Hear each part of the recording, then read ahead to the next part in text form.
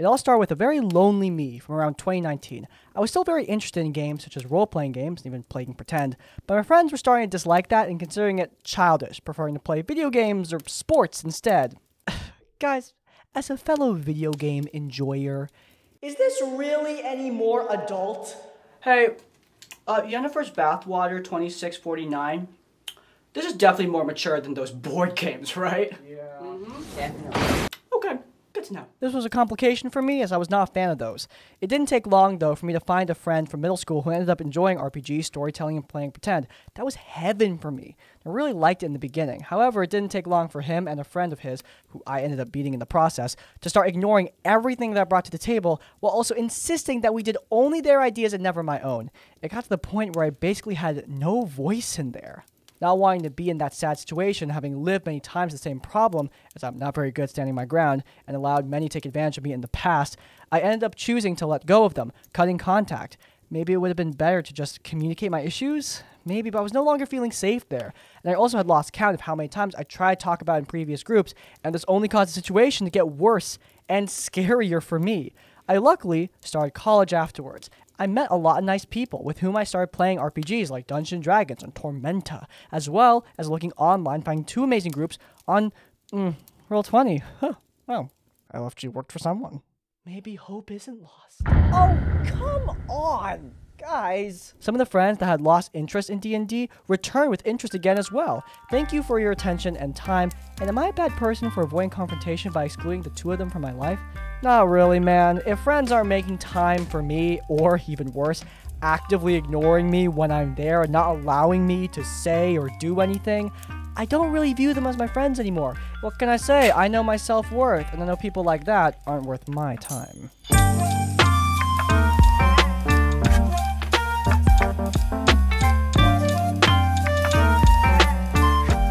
The story takes place in 2019, about a year after I first started playing Dungeons & Dragons 5th edition. I had only been in one campaign with a group of friends, and I wanted to expand my horizons a little bit.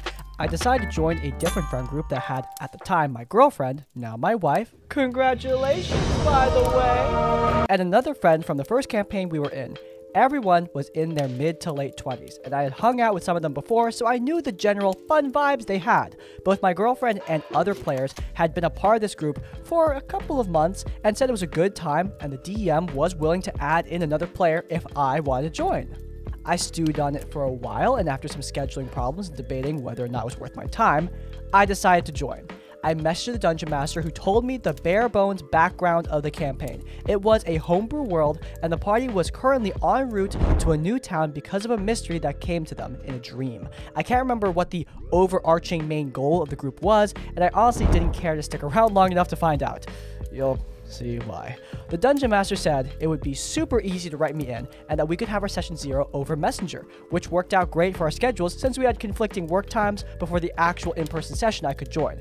I rolled up my level 5 half-orc female fighter who was 16 and just looking for adventure. Put your butts in now.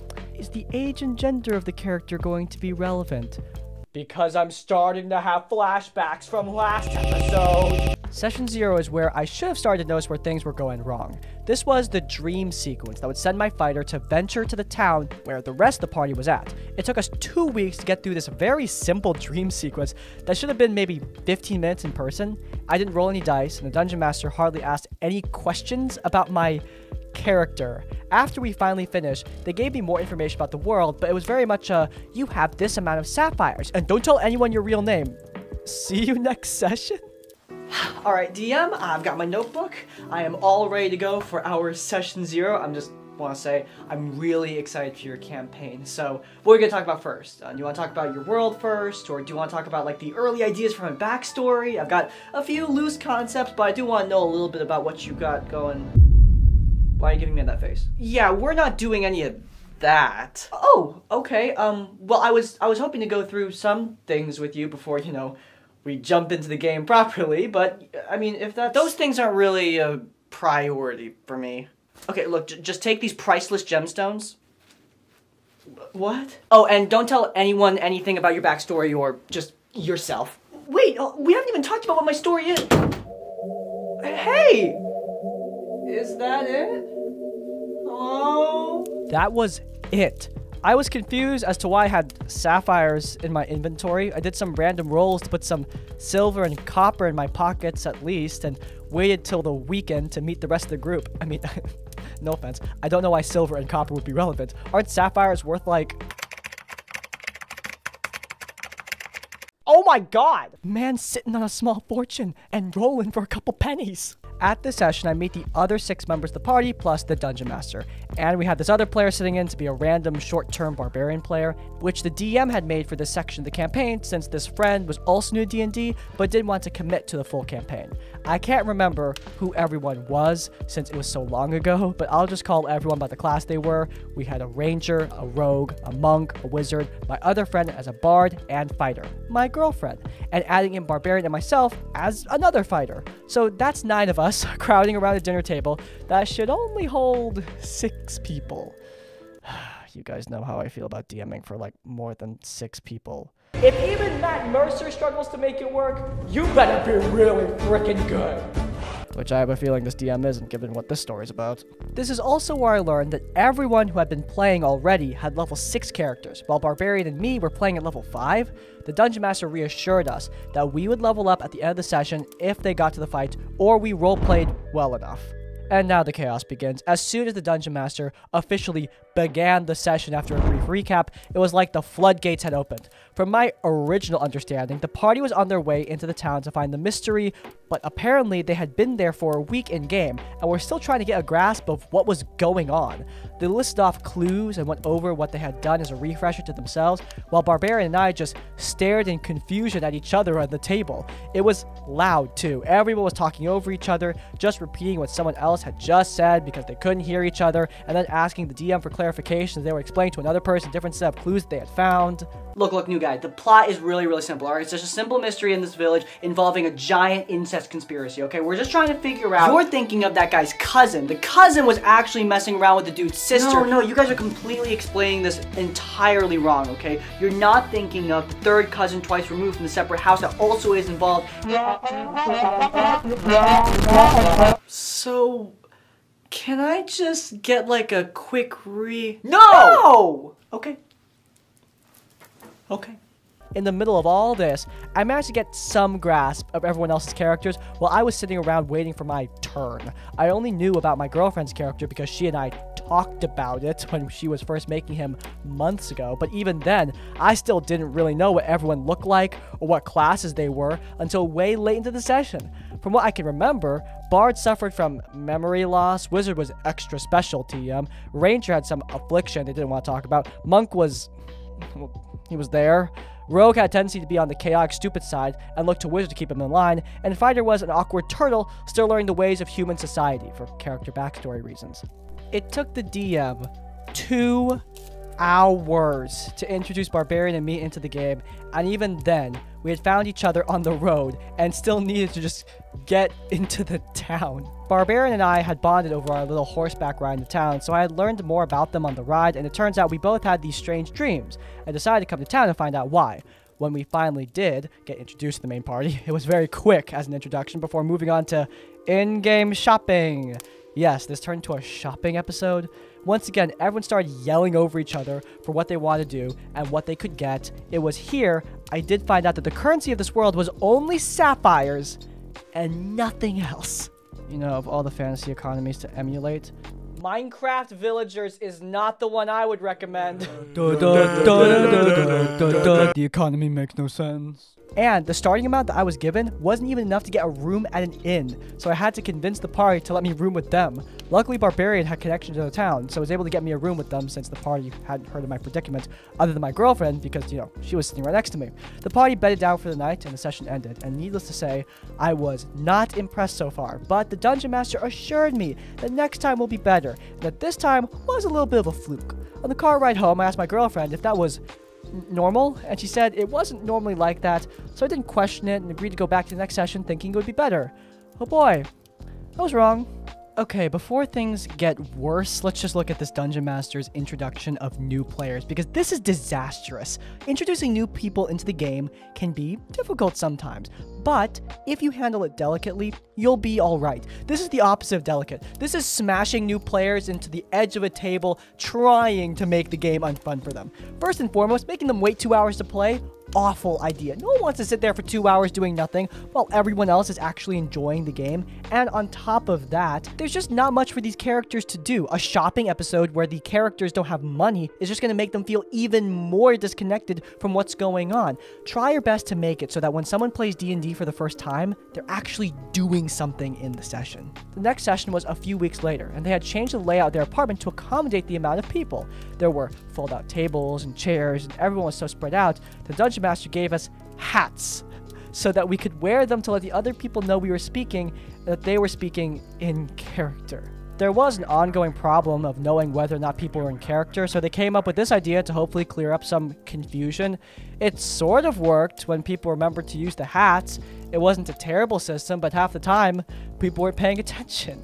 God, the lengths you people go. If you want to play D&D like your popcorn reading in elementary school, be my guest. Or you could just know your limits of how many players you can have as a Dungeon Master. That too. Since the monk has a little trouble focusing, he was allowed to play Mario Kart when he didn't need to focus on the game. Yumi, it's gonna be okay, alright? Me, my friends, we're gonna help you get out of this. We'll make sure that you... Joking! Screw this, man. Come on. We'll make sure... Come on! You kidding? Oh, so... I hate those things. Why is that item even in the game? Oh, this is gonna be distracting. He kept it on mute, which was fine, but he was sitting next to me, and I would occasionally hear him grumble or tilt while he was racing, and with my own boredom at the table, that was far more interesting than the weird mystery the DM was trying to build up. Oh, so it was more like...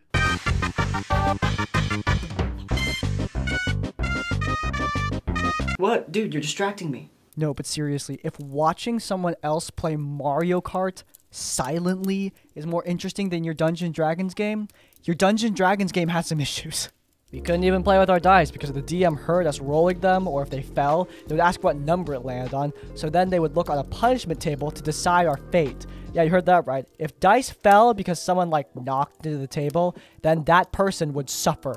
No stacking dice, no moving dice, no free rolling dice at all. The only time dice were allowed to be rolled was when the DM allowed it. Most of the punishments were harmless, I think. The two I did remember, though, were rations going bad, and half of the arrows in my quiver disappearing. And yes, a lot of people are looking at their phones to keep from playing with their dice. This was the session where I learned just how special Wizard was, and not special in a good way. I'm pretty sure we were in the middle of a dungeon, or trying to get into the baddie's lair, trying to get through traps and puzzles, but Wizard was taking all of the puzzles directly out of the Dungeon Master's hands and solving them before anyone else could even look at them. No rolls or questions or even asking the group. They just looked at a riddle that was written in another language and just blurted out the answer. We stared at them and asked, how did they know? And it turns out that they've been playing since they were like 10, and their dad loved making riddles, and this is one of the alphabets he loved to use. So Wizard was able to translate without any problems, I guess? The DM looked a little annoyed, but let us continue with the dungeon anyways, and still didn't let anyone look at the riddle. I mentally checked out after that. But then, Wizard just plain old metagamed.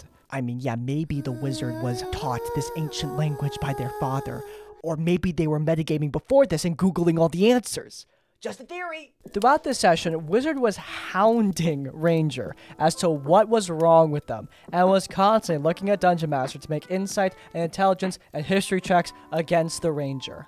Ranger did their best to keep up appearances that everything was fine. They were normal until after the 5th roll against them. Ranger just gave up and said, yeah, you guessed right, I'm a werewolf, which was not something I was expecting anyone to admit in front of two people they had met in-game less than 24 hours ago. I know Ranger is a player character, but as a DM, this is my least favorite thing. You see a woman covered in tattoos, all over her arms, her torso. She has dark green hair, stark and intense eyes. And She's a devil. Dude, what? Yeah, she's definitely a devil. All right, let me camera roll an investigation check. No, you can't roll. Where are you even getting that from? It's just, I mean, she's mysterious, so she's probably hiding something, she's a devil. Look, how about you just wait for the story to play out before you make any wild guesses. Okay, well then she's definitely a vampire. Or a dragon. Or, oh, she's definitely hiding some kind of relic, like the Horn of Orcus, or the Hand of Vecna, or the Eye of Vecna, or the Deck of Many Things. Is any of those true? Can I roll investigation for it? Dude. 3 weeks later. The flesh on her left hand begins to crumble away, revealing the necrotic relic of the Nightmare King. The Hand of Vecna. Called it. Seriously, dude? Yeah, dude. I mean, it was so obvious. Wait. Did you steal that idea from me? Yeah, you totally got it from me. Didn't you? You totally got the idea from me. I mean, come on, man. You might as well just give up the DMing seat. Let me write your campaign for you. I totally just have your script, man. If you think that's pretty weird and random, that's okay, because it was. Apparently, the main reason that Wizard was trying to force answers out of Ranger was because between last session and this session, the DM just told Wizard everyone's backstory? I ain't no snitch. But the Ranger, oh yeah, they're totally a werewolf. Also, the fighter, yeah, dragon turned into a person, definitely.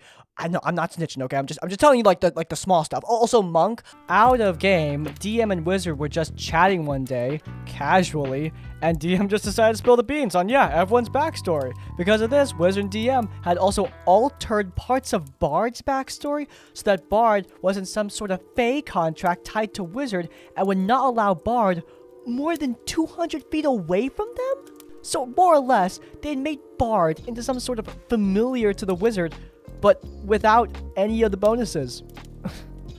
So, okay, what you're saying is, they made Bard into a slave.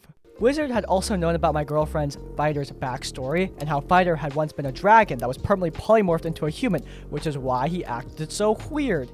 And to top off all of this, Wizard refused to allow my 16-year-old Fighter to play because she's just a kid, and then wouldn't let me roleplay because just the adults are talking, when I was trying to get clues as to what was happening in this village. Okay, so not as bad as it could be.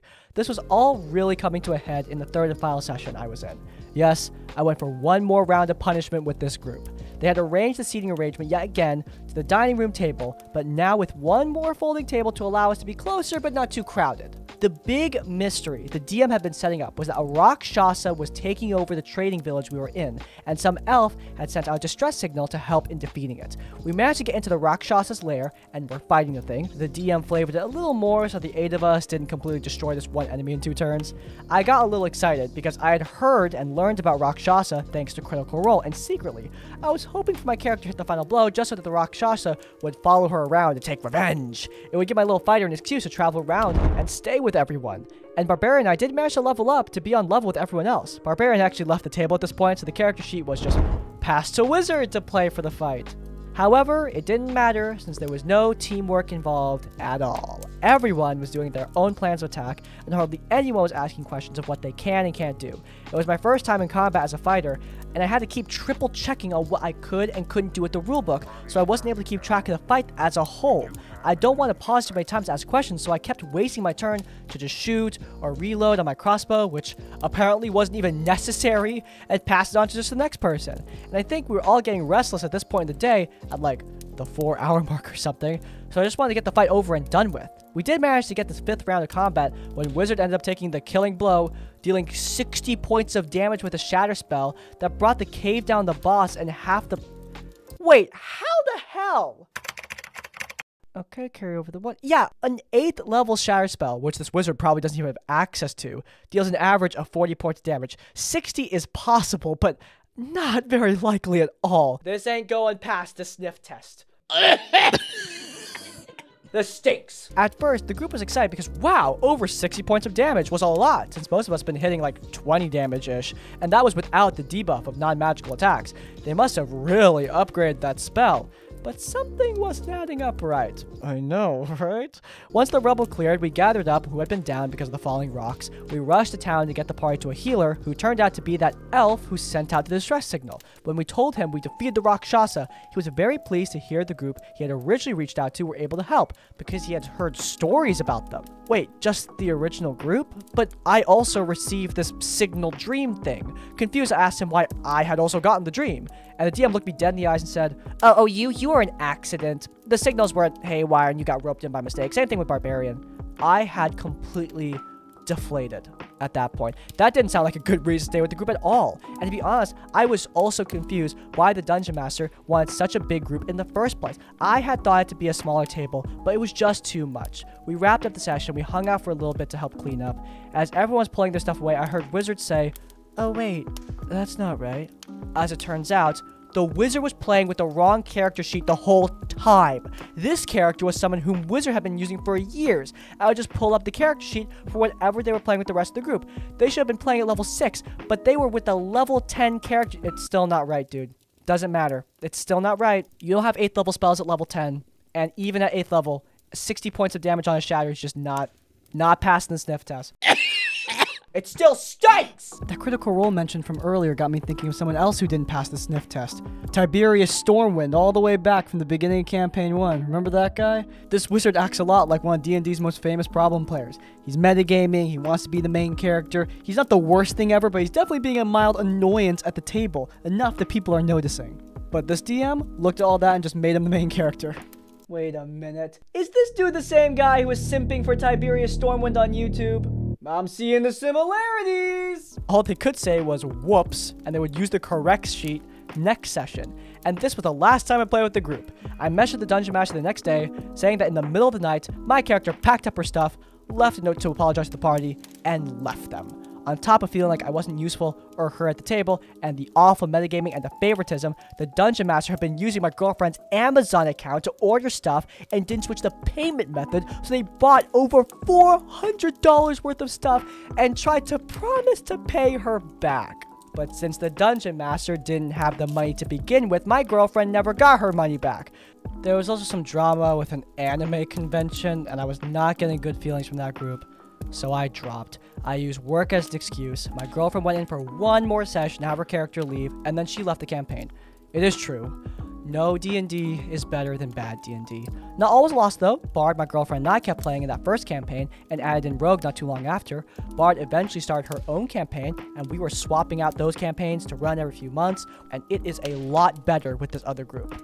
I also just recently learned that Rogue never had a backstory because the Dungeon Master kept changing it on them constantly, which is why they leaned towards the chaotic stupid, because they didn't have a firm grasp of what their character was supposed to do because of the Dungeon Master, which is a real shame because in the 2 campaigns I'm playing with them, their characters are fun and interesting and a great asset to the party as a whole. When I told my wife and Rogue that I was sending this in, they were in denial that this was a horror story.